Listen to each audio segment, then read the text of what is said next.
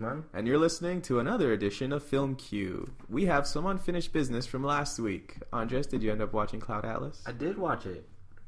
I really liked it. And that's it? It's a 3-hour movie and that's all you have to say about it? What did we go on about? It's really interesting. I like the way they were able to cut back between the different timelines. Absolutely revolutionary editing. How's that for fucking a topic to talk about? Oh. The way it cuts across movement, just an emotional, resonant feeling. I know there's been a few story ideas that I've had that are a bit non-linear, and this definitely gave me an idea of how to write it, because I know what the story is linear-wise, but I also know that's super boring if I just wrote it like that, and I like it when I throw it all over the place. Yeah, I'll see. Every film can offer you something. Cloud Atlas is one of my top favorite films of all time, because I feel like it's encapsulation of everything the Wachowskis are about. And I adore the Wachowskis, which will come up later in this episode. So. I'm going to have to revisit the Matrix trilogy soon then. Oh, me too. I actually will defend Revolutions and Reloaded. I don't remember which one's which. So. Revolution is the last one. Reloaded is the second. Sounds about right. Yeah. I'm getting a reputation for defending movies everybody hates, which I like. I like that reputation. Which might come in later. It will come in later, and it will be the Wachowskis. I think we already know what this is going to be. Anyway, I did watch American Beauty, and I know you read my Letterboxd review. Check out my Letterboxd. Where I said, holy Jesus Christ, is this written by a 15-year-old? I didn't understand really what you meant. And what I was saying isn't that it's badly written so much that it has a teenager's point of view of the world. Mainly because it hates the suburbs, for one, which is fine. You can have a movie that hates the suburbs. But it's totally glorifying the let's run away and screw your parents or whatever. Like, they're so boring and ordinary, and who wants to be boring and ordinary? I just think that's such a lame, childish way to look at the world. And it's just rewarding all the wrong characters, I felt. But that's... And I know you want me to watch 6 Feet Under, it's written by the same guy or something. I don't want you to. I think you need to. Oh. Big words. But I don't think it's the writer. It might not be a writer's issue so much as a Sam Mendes issue. Right. Because I had the same problem with Skyfall, where it works on a very surface level, and you'll enjoy it. But if you look a little bit deeper... You see the poisonous, awful things it's really saying, and I just can't stand by it. What poison, awful things were in Skyfall? How about the fact that a woman agent is his partner at the beginning of the film, shoots him, so penetrates him, and then finds her proper place behind the desk at the end of the movie. Or the lady who admits to being sexually abused as a child because she was a prostitute. And then James Bond has sex with her and fixes all her problems. And then doesn't seem to care when she dies. Stuff like that. Well, poison. Right. Exactly. But I mean, it's fun. It's a really well-made movie, and it's not a problem. It's a problem that's indicative of just James Bond in general. But yes, the problem with Skyfall in particular is that it's really insidious because it works so well on the surface level. But anyway, to this week's topic now. We have a guest, Thomas Lavelle. Introduce yourself. What's up, guys? Good enough. He's here to talk about yet another friggin' superhero movie. Which I looked up, and I think it might be our last one until, like, February. February? For Deadpool. Oh. Which is, thank God. Lord have mercy. Thank God. I like superhero movies. So do I, but it's weeks. The fact that we only talk about them on this show that I'm just sick of. Okay, Space Odyssey guy. Yeah. You know what? There's a lot to talk about there. There's not so much to talk about fucking Fantastic Four. Okay. Especially because, and now this is going to get directly into why I didn't like the movie. Because it feels like the movie is building up to say something for the first... I don't know, 75%, maybe less than that, because it's so short. I can't even feels short. It's an it's hour and short, but 40 it feels minutes. like It's fairly short. It felt feels short like- to me. for me it felt like it was double the length. That was as long as Cloud Atlas. Yeah, Cloud Atlas was a breeze for me. I didn't realize it was 3 hours until like I looked at the time. Same with Zero Dark 30, but this movie, I'm like, holy crap, this is a long movie. And then the first things you said to me when it was done is like, oh, that was so short. I'm like, what? What time is it? There was still sunlight. Anyway, the movie feels like it's building towards something, but it never, ever, ever says what it is. It just drops It just off. it just becomes a green screen battle in wherever the hell they are. Planet Zero, was it? Some shit Yeah, like that. I think that was Planet it. Zero. It's Planet Zero. Yeah. What did you guys think? I didn't like it. I think I liked it more than you guys. But that's like more than I couldn't get myself to say that I liked it. There were good moments. I did enjoy the first two-thirds of it, I think. Up until the part where it's just like everything's fine, and then it's like 1 year When they later. go back to find Doctor Doom, essentially. No. A little bit before that, once they hit the 1 year later, and I was like, When they're now working for the government or something. yeah, yeah. and I was like, this is a completely different movie, which is something I'll talk about after. We should say that I don't think it's as bad as we're seeing. Oh, it's not. It's not like the worst thing It's in the not world. because like as I checked earlier, and I think on Rotten Tomatoes right now has like 9%. It's not 9% bad. It's not that bad. It deserves a 40. The thing, Like At it's least a 40. At least yeah, a like 45. A 40 sounds Okay, I reasonable don't- for this. you know how I feel about these It's numerical He values. doesn't like ratings, and I don't. What a rating just tells you is what are the odds that like you'll end up liking it, essentially, right? If you're on that sort of general consensus level, like 9%, it shows that it's not resonating at all with people, right? So Yeah. there's a very slim chance you'll like it. It just doesn't work. But if it's like a 60, it doesn't mean the movie's bad. It just means for a large portion of the audience, it just doesn't work for them. But there's that 60% chance that it will. That's how I look at it. It's not a numerical thing where you're like, this movie's a 6 out of 10. What the hell does that even mean, right? Like it has 6 10s.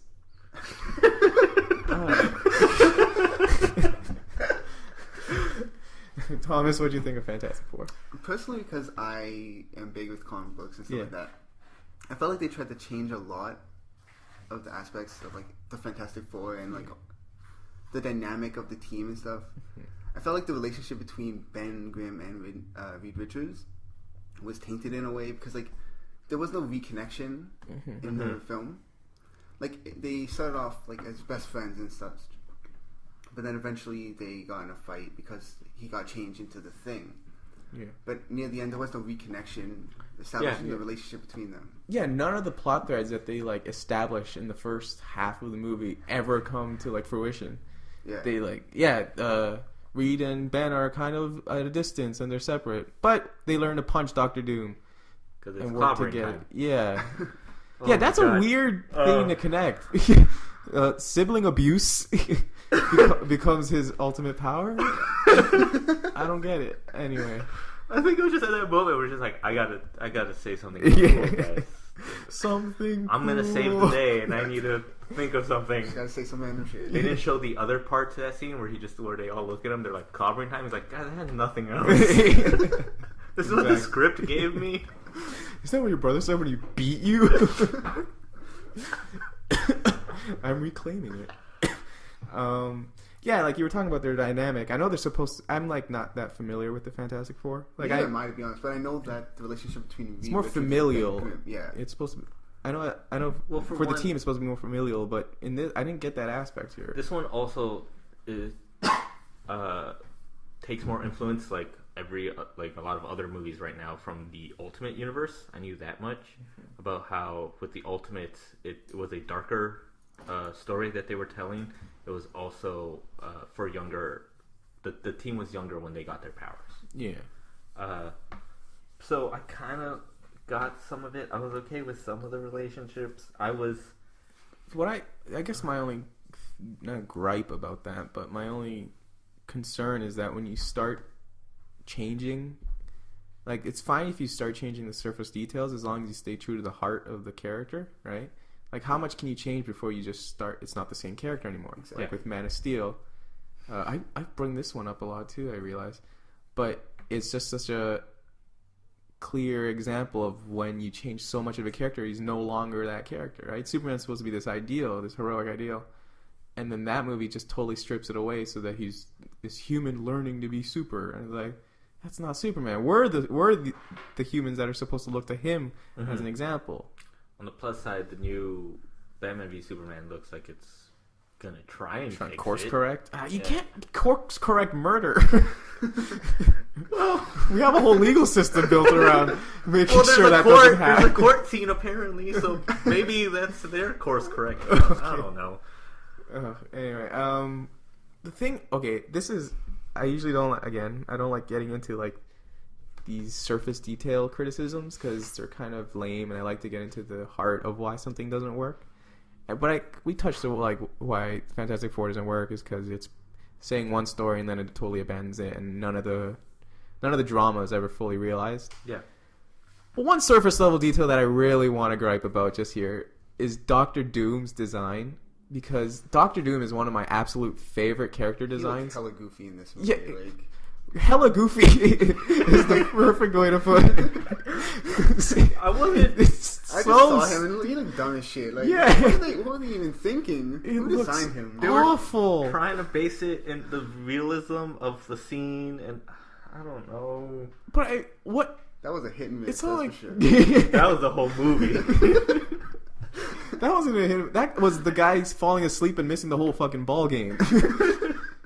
That I don't see if I can understand you want to do your realism bit, but I don't see what's so unrealistic about a guy who puts on a suit because he's so like damaged, right? And just even the whole realism thing. We're talking superheroes for one. You got a guy who's made of rocks. Two, what's so realistic about this guy's suit fusing to him and his becoming a telekinetic steel green monster? He learns how to blow people up in a place where he has nobody else with him. That's true. I didn't even pick up on that. How did he just look when he blew that first guy's head off? He's like, "Oh, geez, I can do this." No, because he killed everybody else in the room, but he left whatever the other dude. I don't know his name. I don't care for his name.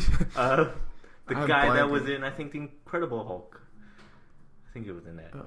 Edward Norton. No, Edward Norton's not in the movie. The only one I remember. I think He was like the leader or something. He was gonna become the leader. Anyway. Oh shit! Yeah, what's Peter Sarsgaard? No. Nope. You're thinking the No, yeah, I'm thinking something else. scientist from Thor. Yeah, no, that's fuck. There's so many Skarsgårds that I'm like. Alexander's the younger one. Peter's is him. And Anyway, then there's Stellan. There's Stellan Skarsgård. who cares? Anyway, We're diverging because there's not much to talk about here. It's weird because with the whole Dark Knight trilogy, obviously everybody's like, oh, we gotta go serious and dark and gritty, but at the same time, like you said, like it worked for the Dark Knight trilogy because of how Nolan took care of it, but it doesn't work when also you are going to thematic different point places, to it. Yeah. to different universes. Like it's like I can believe some of it, but I think it works as long as you're 19-year-olds making are a gonna make point it. of it. 19-year-olds that don't even look 19 are gonna make this thing. The thing, I don't think Victor Von Doom was actually. I think how old was he in that movie? They never say. Yeah, he looks like he might be like 25. probably like mid-20s. That's Yeah. what I was- Yeah, but I'm like, there was part of it. I'm like, is he supposed to be as old as? How? The only person I know their age is Ben and Reed, and they're the only ones, and they're supposed to be 18. Yeah, 17, 18, around there. Yeah. the thing with the gritty aspect of it is that I thought there's the line in like the very first scene where he's in the classroom that I thought was gonna address the gritty aspect, because he says the real world it's about the real world, not magic, right? Mm-hmm. And so I thought the movie was gonna build to this point of like almost as commentary on our tendencies toward gritty realism and saying, no, we can have magic in our world, right? So, like, It's not saying that at all. no, but it's not. It's yeah, because again, doesn't even go there, and I'm like, so I was interested when I first heard it. I'm like, oh, maybe he's gonna comment on this at all. No. Never brought up again, See, which makes me question the whole point of that scene. Ben seeing the book. That was it. That was the only importance Just of the just scene. out to read is smart, Which is stupid because there are some scenes in this movie that I don't know about you guys, but to me felt were cut way too short, and that scene just goes on longer than it needs to. This is probably a good spot because you know all this. Let's get into the history of what happened here. Okay. These are a lot of the rumors and stuff that have been floating around the internet. Whoever's listening to this has probably read some of it as well. Except me. Except you. And myself. But basically, Andres is the only nerd here. it was just a fucking train wreck on set. And Josh Trank apparently came to direct shit-faced. Apparently he trashed some hotel room or some place that he was staying. And Fox was not happy with it, but this was all bad news that was coming out towards Trank and what he was doing on set. Trank then went on an interview when he first talked about sort of the look or feel that or tone that he wanted for the movie, which I'll mention after. But then when the interviewer asked him like, what does he think about the story and stuff like that, he just kind of turned back and he's just like, look, I was on set every day. I did my job. We were on time. We were on schedule. I believe they were on budget for whatever big budget they had, but they were on it. So he did his job. Now there's all these new rumors and new reports that are coming out saying how Fox interfered, and it's more than the usual production notes where they're like, maybe you should try this out. Like, apparently when Trank and them sat down to make the movie and for pre-production, there was 4 big action pieces. Before they started filming, Fox said, we're taking 3 of them out. You're only doing 1. Which that almost sounds counter to how they usually do it. Yeah, which doesn't make sense. And whatever that one was the whatever the hell you want to call the final act. I don't know what that was. All I saw was blue. It was just That's like, all it just happens, and I'm like, great. Then on top of that, while they were editing it, it was supposed to have a longer runtime. It feels like it should have been a longer movie. At least hit that 2 Even though I was tapping out at like whatever, what felt like the second hour to me. It felt like, ironically, I feel like if it were longer, I would have enjoyed it more. So what ended up, they kicked Trank out of the editing bay. Oh God! And they brought like some new editor and did it themselves. So they essentially took the movie away from him. Yeah, and there were some people who were doing CGI work who had done it, and they were working on it, and they were halfway done, and then they took those people out, brought other cheaper people, and didn't get their CGI work done. So some of that is not fully finished rendered CGI in the movie. So there's all these different reports, and it's just like no one's ever gonna know who's really at wrong. It's a mix at both. This would be a fascinating book if someone ever like actually writes what happened behind it. And it's just like really the stupid thing is I love what Trank did with Chronicle. I love Chronicle. I still haven't seen it. Have you seen Thomas? Yeah, that's a good movie. Is it really? Yeah, it's a very interesting, good found footage film, and there's not that many of them. It's with Dane DeHaan, right? Yeah, Yeah. and I Michael like B. Dane Jordan. Really? Yeah, I didn't know he was in when that's how Trank got hold of him for Johnny Storm, but also, I think a day or two before the movie was even released to the critics for screenings, because they weren't allowed to. I think they didn't have screenings until like 2 days before it came out, and the embargo was the day before. Yeah. But Trank tweeted saying, I can't remember the words precisely, and I should have looked this up, but I'm stupid. But he basically said that the movie in the theaters is not his version, and his version would have been fantastic. Oh, didn't you say it was like 2 years ago there was a version of this movie that was fantastic or something like that? And he's like, but you guys are never going to see it. That's reality, though. And it's stupid of him to have said that. Yeah, I don't think Josh Trank's ever going to work again. I really hope so, because I really like Chronicle. There are some good things that I think this movie had like started to do. The fact that something that I was always an advocate of for this movie was I was okay with the fact that Michael B. Jordan was casted as Johnny Storm. Well, of course, if you're not okay with that, you're just racist. Yeah, I was like, Eventually grew on me. I was excited. It's kind of like What I was excited about actually is after they announced that, yeah, fine, that's cool. What was really cool is that they established that Susan was the adopted one. Everyone was Because everyone's like, oh, he's the black guy, so he was adopted. And then No, you fucking awful people.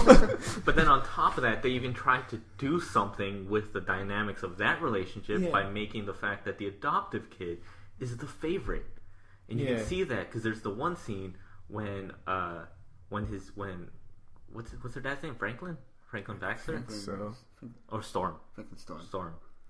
yeah, I'm stupid. Stacks. Yeah, that makes That's sense. where he works. That makes sense. So when he goes and picks them up at the hospital and they get into the car and you see there's that little moment between them where it's like, I'm not going to work with you. Don't you have Sue there for that or something like that? Because he's off doing his own thing. Who is supposed to be a good engineer who can make stuff, but his first introduction is a car that blows up. I didn't even notice that either. Come on. I told you I was tapping out. Like, It's just, I don't know. That's why there's some parts, and then later on, it was really like. Here's the way movie watching usually works for me. If it's really slow, yeah, I'm human. I'll get a little bored or whatever. But as long as it ultimately builds to, like, I'm always paying attention. But as long as it ultimately builds to a point, then usually I'll like really love it. Like the 2001, right? Oh God, I'm sorry. It's your fault. You brought it up earlier. Anyway, then it recontextualizes everything that happened before, and I can appreciate it, right? And then I'll watch it a second time, and I'll love it, kind of thing, right? And that's why I say this movie probably will work a little better. I don't think it'll be good, but it'll work a little better on the second time I watch it. Whenever the hell that's going to be. That's why, probably never, but you know. We saw it Friday night. Yeah. Thomas saw it Saturday night. So last night. And he invited me to go see with him, and there was a huge part of me where I was just like, I don't know if I want to watch it again so soon, because on one hand, I might end up being, that might make me come onto the show now and just like, I'm the only one really trying to defend it right now. Yeah. Not much, but like, this is the first movie I think we've agreed is not good. Yeah, and that was the thing, I saw two opportunities here. I was just like, either I'm going to defend it a bit, or I was just going to end up hating it more and just ripping it to shreds. Jeez. And I'm okay with how I am now for it. Just kind of I mean, I still like it better than Jurassic World, but that's a whole different conversation. I don't know. I think I like Jurassic World. The thing with like Jurassic World is that it works better as a movie, but it's saying hateful, awful things. It hates you. The movie hates you. Am I the only one who thought that once they went back to Planet Zero, the acting just got 300 times worse? I felt like the whole thing was flat from beginning to end. So I never noticed. It was never really set off. I mean, it's never like, they're all great actors. I'm a huge fan I'm not of questioning the whole cast. It's I would just say whatever production business was happening behind the scenes, I think may have been affecting their performances, because I don't think anyone comes out of this movie looking particularly good. The only ones maybe the dad. Yeah, maybe. But he's just kind of like speech giving, Yeah. The whole time. That's his character trait. Gives speeches. He did it well at least. Yeah, I mean, he does it well. He has a great voice. I love what Kevel did with Koba in Dawn of the Planet of the Apes. Oh, is he Koba? Yeah. Okay. Which is kind of the reason why he had that. I know him from other stuff, but he's like one of those. He's one of those that guys. Like you'll see him in a movie, like, oh, that guy. And that's why there was a lot of talk last year with him doing Koba, and they're just like, because he was the first person other than Andy Serkis to kind of like blow it out of the park with this mocap stuff, that they realized that not only is he gonna be Kevel's gonna be a great actor, but he's also it's also not just for Serkis, because it's always just been a Serkis conversation, right? Yeah, that's true. Yeah. So what's the final word on Fantastic Four? Unless you have something else to say, Andres. I do. Why was Sue not on the other planet? Oh yeah, how have we not gotten into this? Why did she? That's true. Like, this is talking about like, okay, this is clearly a Trank mistake, because this is fun. No matter who took the film away from him, this is how it was filmed. that Sue is not part of the team that goes onto the planet, so she only gets her powers tangentially, and her whole character feels tangential to the story to me. But it's very kind of almost accidentally sexist in the way that she's not allowed to, join in the fun. I don't know. Also, when Reed gets back to the camp and he sees Johnny for the first time and they hug, okay. Sorry, what? When Reed comes back to the camp and Johnny Soros sees him for the first time and he's like, hey man, glad to see you're okay. And they just they look at each other for a second. And I always thought they were going to give a handshake or something, or that awkward handshake fist bump thing that they did earlier, which I did like. Why don't I remember this scene at all? I don't remember what scene it was exactly, but all I know is that they saw each other. It was when they were testing the whatever the fuck it is to go to Planet Zero. Oh yeah, they were testing it. And then Johnny Storm walks into the room. When they were testing the second new teleporter thing.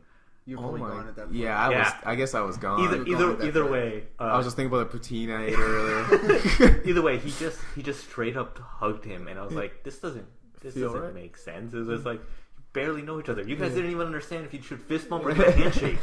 That's true. Yeah, that's the thing. The characters, I feel, never had enough time to kind of work together, I guess, to gestate as a team. To gestate, so that when they come together as a team, it makes sense. Because what it feels like in the movie we have is that these four guys just realize, okay, we're stuck. We gotta work together to fight this weird, not Doctor Doom. And then when they all of a sudden decide to just be a team at the end, like they have their own facility, it doesn't ring true. You know what I mean? Yeah. There's like the moment. By the way, I wish they at least stuck with the building with the big 4 on the top. That would have been fun. There's also the moment like right at the very end when Ben and Johnny are talking and they're like about to have like this like friendly little fight sort of thing, and it's just like, that's not earned. That's not real. What are you doing? I remember I watched That Awkward Moment, which had Zac Efron, Michael B. Jordan, and Miles Teller, and it was fine. It was doable. Yeah. But at the end of it, the reason why it was fun and watchable was because it was these 3 friends essentially, and you can feel the chemistry with that. Yeah. And even though Miles Teller and Michael B. Jordan worked together on that, they had more chemistry in that movie than they did in this, which should be the opposite. Actually, which reminds me of something about the ending that is a tendency I'm seeing in a lot of movies that it just annoys me, is the not owning up to the silliness of your source material, where it cuts off when he's about to say the name, like, oh, I got it, we should be the... And then they cut to the title of Fantastic Four, right? But he never says it because it's silly to say. But it's just a frustrating thing. And like, this is a comic book movie. Embrace the fact that this came from the stupid, silly minds from this not stupid, that's mean, but the silly minds of the 1960s or even earlier. And they were just having fun. This is for kids. It was for kids. It's not a shameful thing to be a kids movie. You know what I mean? See, no one's making movies for kids anymore. Is a larger issue, by the way. Something I wanted to talk about, but I completely blanked until now. The thing that Trank had wanted to go for this film was he wanted it to be a body horror film. He was inspired by people like Cronenberg. One of my favorites. And Toronto represent. So he was like, and stuff like The Thing, and it was just like all these other things, and he was more interested in the fact of, what would you do if you woke up and you were the Thing? If you were on fire, if you were invisible, if you were... There's one really shot that I really liked where you see... Just right after they came back from the other planet, and you just see Michael B. Jordan on fire. Yeah. And I'm like, damn, that looks awful. There were moments where it's like, when it tries to be that horror film, and for some reason... Doom is walking around the hallways and everybody's just dying. I turned to you and I said it reminded me of Lucy. Yeah. Which, by the way, is a movie... Actually, never mind. Keep going. I've not seen Lucy, but but the way the lights just kept turning on and off, if they had a different soundtrack, to me would have seemed like something out of a horror film. Exactly. So there were like some. This is why I'm saying I defend some of it because like I did like. Because parts there's of it. interesting ideas there. That's what I was trying to say earlier is that if Trank got to make his movie, it may not have been good, but it would have at least been interesting, right? Some of those ideas would have been realized. I'll say the one last thing I've been saying as like I've been using a metaphor before we transition to the question. The way I saw it was that it's like he was flying the plane, and then once we hit the final act, he's like, this is good enough, so he just sets on autopilot, grabs a parachute, and jumps out, but then he wasn't around to see it actually crash and burn, because it crashed and burned and then some. Thomas, I want you to think of a metaphor while I give mine then. I actually had a thought that it was more of a shart, where you're pretty confident for 2/3 of the event, you think you know what it is, and so you're going along with it, and then you find out you shit your pants. You got a metaphor? I just thought it was a train wreck. Keeping it nice and simple, man. That's true. That's how you should do it. So don't overcomplicate things. So I guess we'll go to our Anyway, our question of the day. Ring that clip. Jumping jackrabbits. Who are they? I don't know. Hit the deck. Looks like it's clobbering time, Johnny boy. For once, you're right, Ben. Flame on! Question of the day is, what is a fantastic flop that you feel needs more love? Andres, let's start with you. Are we explaining it and then going on to the next person too, or we just? No, we're just you. Your movie. Just talk I want to go about with it. The Fall. Okay, you already got me there because I have no idea what you're talking about. The Fall. I'm looking it up for these guys to see. What is it, a smaller it's not movie? even the first fucking response. Oh god. Okay. Is that how badly it Not a flopped? good sign. No. I thought you were gonna pick something like people know. Some people are aware of it. Spider-Man 3 or some shit. All right, so The Fall came out 2006, directed by Tarsem Singh, who had done Oh yeah, this movie you're talking about. yeah, Okay. who I think also directed The Cell, And Immortals. Immortals. This year it came out with Selfless. Very which we interesting haven't- visual haven't director. seen. Yeah, visually he's outstanding. But according, I had just recently found out because this was a movie I saw I think a year or so back, and I love it. And visually, I think it's stunning. I think it was shot across 26 countries over 4 years or something, and every shot is like a painting, and it's breathtaking. Mm-hmm. There's one shot, sorry, not to cut you off, but there's one shot in Immortals that I adore. Like, the movie's okay. Yeah, I would say it's okay. But there's one shot where I think it's the gods are fighting with whatever the other things are. I don't remember. The details are hazy because I saw this years ago. But it's just like an old Greek mural where there's no ground. It's just all sky, and they're all just kind of there. And there's the perspective is weird because you're seeing some people from the bottom, you're seeing some people straight on, and it's a beautiful shot. he does. I'm gonna look it up for you. Only reason why I'm interested to see Selfless is because of that. But then I've also seen clips at work, and it's like it doesn't look like it stands up to. It looks like he's just doing, like maybe he was just doing journeyman work, right? They called him in. We need a director. Let's just do it. It's not like his project. I'm checking here on Rotten Tomatoes, and The Fall has a 59% on it. And I know, like we had this conversation earlier, but to me, I thought I was not expecting that low. I thought it was more loved, but I don't know. It's an interesting thing that kind of plays with the protagonist's understanding of like life because it's a child, so it's like this something that I do like in movies sometimes where they kind of hint at some things, and as an audience you are aware of the whole situation, but you realize that the character doesn't really know what's going on, and she has her own understanding of the things, and it's not exactly the right thing, but it makes it more interesting and nicer. Hey, sorry, did you say it was the narrator, didn't it? The protagonist is a little girl. Oh, okay. There's no narrator. No, sorry, I was getting into this whole other thing. But I'm thinking maybe I should probably try to find it then. Maybe for a couple episodes from now, because I don't think I'll have it by next week, but I'll try to watch it. I have it on Blu-ray if you want to borrow it. Yeah, okay, oh yeah, I'll borrow it because I need a movie for this week. So for later on in the episode, when you ask what's in my film queue, remind me. Thomas, did you have a movie you wanted to? Well, I don't know if it's a flaw necessarily. Yeah, I had this conversation we with him, but I was just like, Yeah. you know what, go with it. Just He go was with it. he was telling me that it's that he's not sure, and I didn't want to know because I want to react.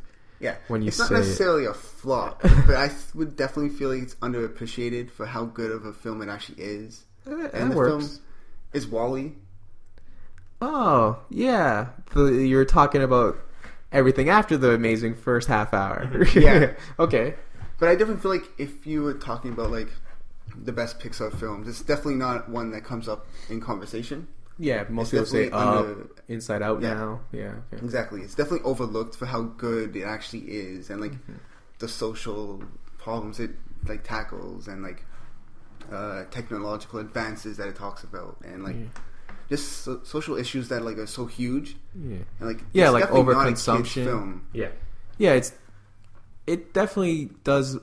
Definitely does.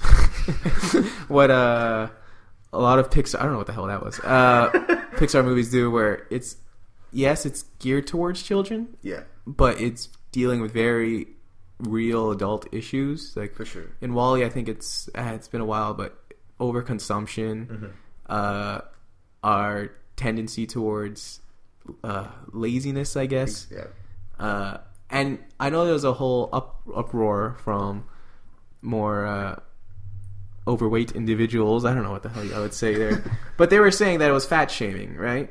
Yeah. But I wouldn't say it was fat shaming. It's more like just it was more throwing saying, it out there and be like, "This is the reality. yeah, This is actually happening." I think it was maybe it's lazy shorthand, but it was really just saying that this is a problem indicative of everyone in society, that we're all looking for easy ways out, we're all consuming way too much, and we're all living sedentary lifestyles. Because I'm not that, like, I mean, I have a little bit of belly, but I mean, I'm like not that big, right? But I admit that I live very much a sedentary lifestyle. I watch movies, that's sitting on the couch watching movies. I play games on my computer, and that's just sitting in a chair. So I understand that this is a problem that's indicative of our entire society, and maybe just using overweight people is a lazy shorthand, but at the same time, those are the consequences of a sedentary lifestyle. Oh, damn. I like that choice though, because I think you're right. Everyone, when they talk about Wall-E, just talks about the fact that Pixar did amazing on the whole silent movie essentially for the first half hour, but they don't really tackle what the movie is trying to do, right? It's almost Which a is why I feel disservice like to it's the film. overlooked. Yeah, no, That's why I kind of mentioned to you when we were watching before Fantastic Four. I was like, it's a movie in the Pixar canon where it's just like if somebody came up to me and was just like, oh, you know, it's high up on my list of things. I'm like, I get that makes sense. But if someone also came up to me and was just like, it's low. it's kind of low on my list. It's not that low, but it's not Cars 2 Yeah. low, but it's low. And I'm like, oh, all right, I get that too. Yeah, when he said it was a Pixar movie, I'm like, Cars. It's probably going to be Cars. Like, no, The no first- one likes Cars. First one. I've seen it. First one's not bad. It's just- That is pretty good. It's just, It's not. It's good. It's just good. yeah, it's the problem. It's crappy because It's- like it has it's a the situation problem where of- it's just like if it was DreamWorks, it'd Yeah, be like, like, oh, oh, this is DreamWorks. great, right? Yeah. But because it's Pixar, it's just like it's fine. yeah, I'm falling into that trap too. I will admit, I have my flaws. Because we wanted to tie this into four fantastic flops or whatever, tie it into the Fantastic Four, I have two to talk about. We're supposed to have another guest, but Yeah, they dropped out. she was working. She was the one who also was supposed to join us for Spider-Man. Yeah, 3. betrayed me. I was supposed to have a He has a teammate. very busy schedule. She'll be here eventually. Eventually. Yeah, Jesus, bad. she's in demand. It's just work.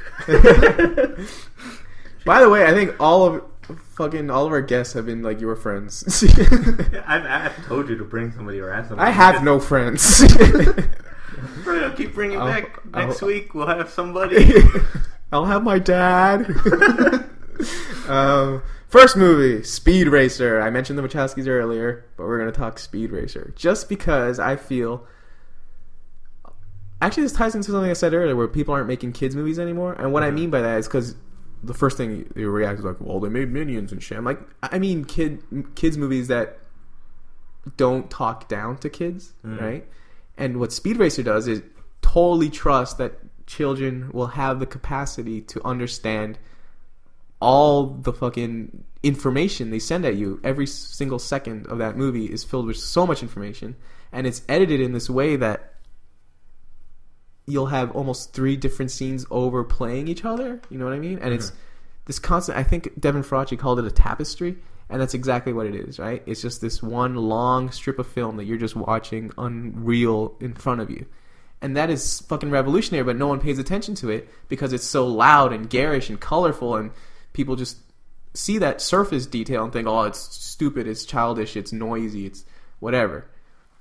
But they ignore, like, the same thing with WALL-E, right? They see this one thing, they pay attention to that, and they forget to look underneath it all. And what they miss is that Speed Racer is such a beautiful story about learning to become who you're always destined to be, right?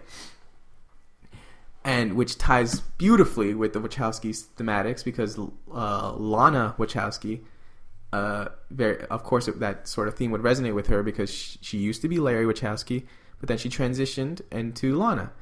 And so she became who she always felt she was.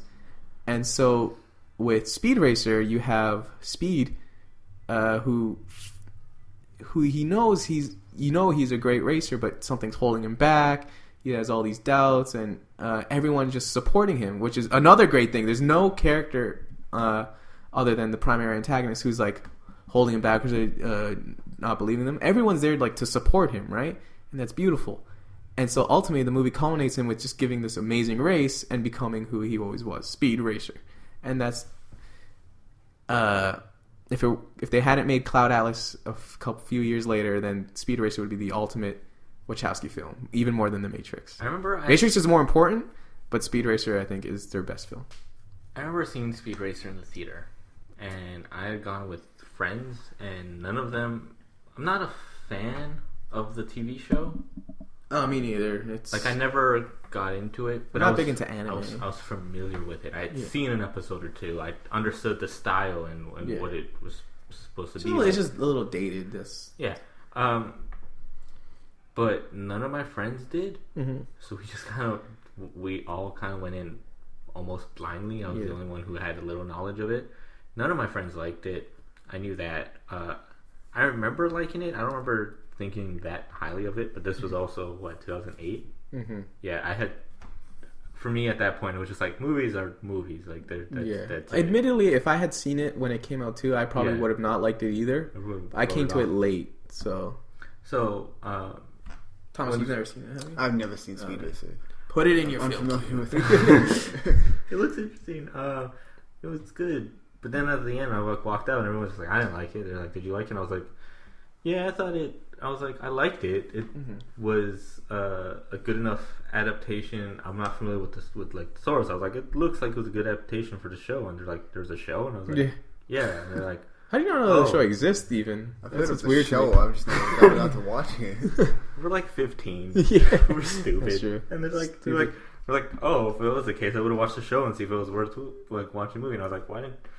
It's like, we made plans to watch this thing like a month ago. What were you waiting for? Yeah, Jesus Christ. I would say, Andres, I'll lend it to you, and you should watch it because I think on Netflix. I think you'll. Oh yeah, I think it is on Netflix. Yeah. I think you'll appreciate it more this time. Probably. I'll probably like again watch it for what it does. I'll probably be visually. like wide-eyed. So the thing with Speed Racer, it also does what Up did later, like early. It did what Up did essentially before Up, where it establishes a very strong emotional thorough line early on in the movie, and then it culminates with the final race, which is one of the most emotional moments in a movie for me because it's so powerful, so well done, and it's so kaleidoscopic. It's beautiful. I love movies that use color, right? And this movie uses every fucking color in the spectrum, and it's beautiful. I think just put it back on. You should watch it. Doing anything later? And my second movie to talk about. Babe? What? Babe? No, I defended Babe enough, I think. Babe can hold up on its own. Babe Pig in the City. Have you seen it, Yeah, Thomas? of course. Who hasn't seen Babe? And do you like it? I liked it. No, I'm putting my hand up because I haven't seen it. I'm giving you a high five. Anyways. I thought you were for a high five. I was gonna go. That was the worst high five I've ever I thought you were for a high five. Like, what the fuck are you doing? Like, Because I'm saying it for my hand. 'Cause you're like, dude, you realize no one can see you, right? This is I was an gonna audio say show, that. I was Andre. going to say that. I was going to say I just put my hand up. You were talking. I didn't want to interrupt you. Babe Pig in the City can stand on its own. My other movie is Lucy, because you mentioned it, and I just watched it recently, and everyone was shitting on that movie.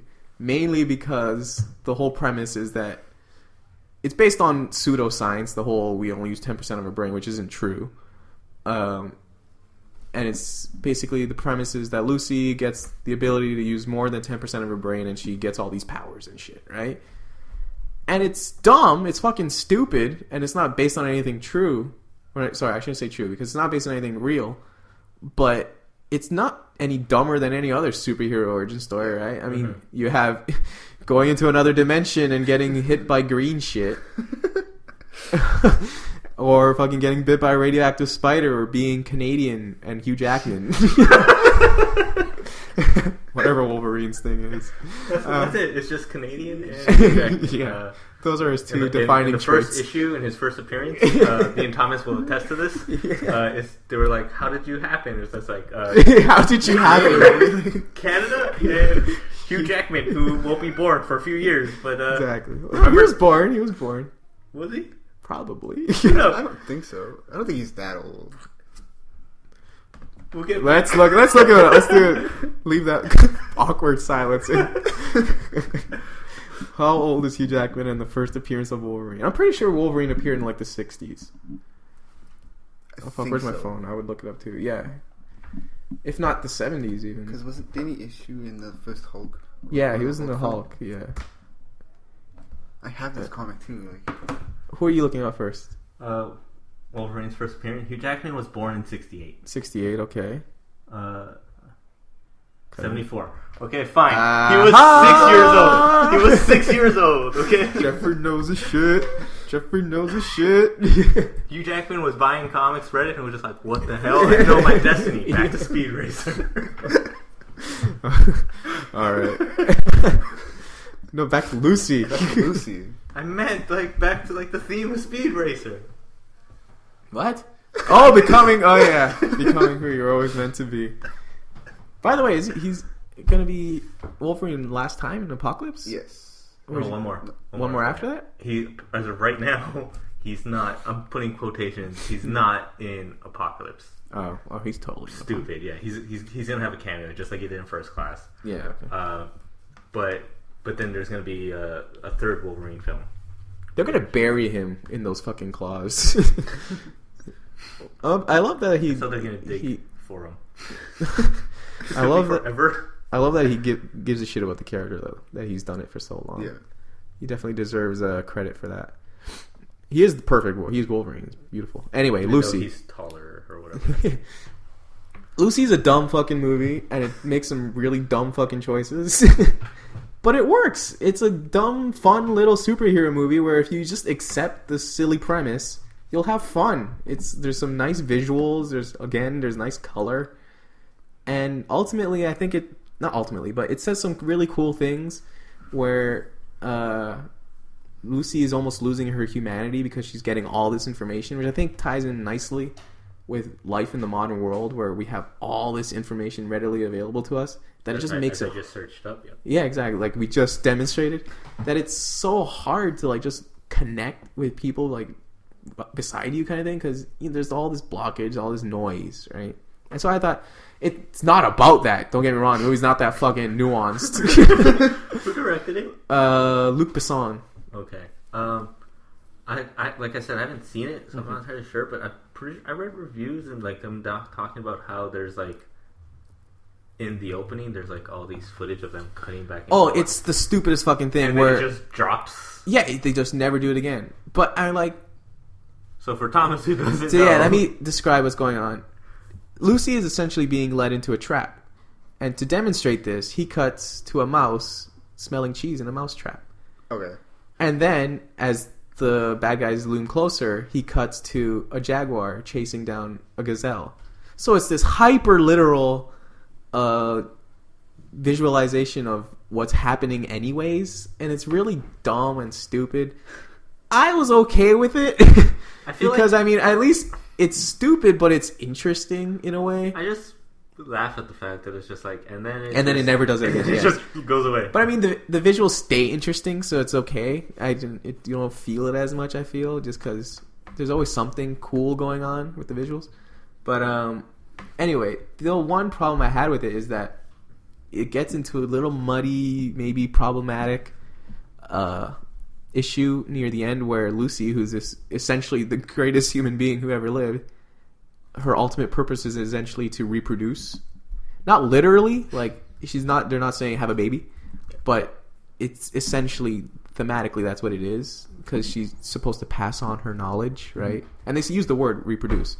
And so the greatest human being of all time as a woman is her only function is to basically Reproduce. yeah, it's awful. she's so much more than that, and that's what they reduced it down to. Anyway, I think that sums up about this episode. Unless you have something more to add, Andres? I don't think so. I don't know. Thomas, do you have any Not really. final comments? All right. Okay. 1 second. Anyway, ready? Oh, you never stopped? No, it's Yeah, the whole conversation on there? Yeah, it's easier. I can cut it out instead of this. All right. Andres, where can we find you? Everything is just Pocket Writer, Twitter, Instagram, Letterboxd. All right, I Pocket think that Writer. covers everything that matters. Thomas, where can we find you? You could just find me on Facebook, just Thomas Lovell, or my Instagram _Thomas L. That Cool. is right. I had to look that up myself because I didn't remember, but you did. So Yeah, exactly. Thank you for that. You can find me on Instagram at Jeffrey_Pedinero. I have it memorized now, don't worry. Okay. On Twitter at Jeff_Ped. And on Letterboxd as just Jeff Ped. There you go. It only took 30 episodes. But You made it. Yeah, I made it. Thank you, Mom, Dad. Next week, what are we talking about next week? Straight Outta Compton? Straight out of Compton. Crazy motherfucker named Ice Cube.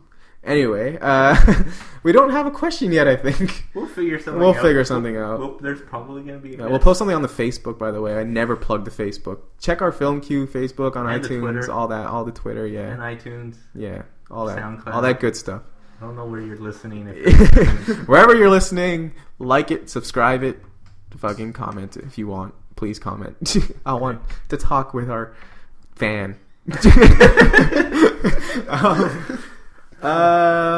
Until then, I guess. Wait. Oh, almost. Thomas. Oh yeah, fuck. Our namesake of the show. Yeah, what's in your film queue? Oh, I know this week I'll be watching a couple of Tom Hardy films, Locke Ooh. and The Drop. One of my favorite men. Locke is really great. Oh, And Locke then- is really good. Yeah. Yeah, Drop's I've been good, wanting to but watch it Locke for a is while, great. but then like I just never got around to it, and now it's on Netflix, so like it's there. I'm Yeah. gonna watch it. I want to predate it with a little warning, but I also don't want to because I know you're still gonna watch it anyway. Yeah.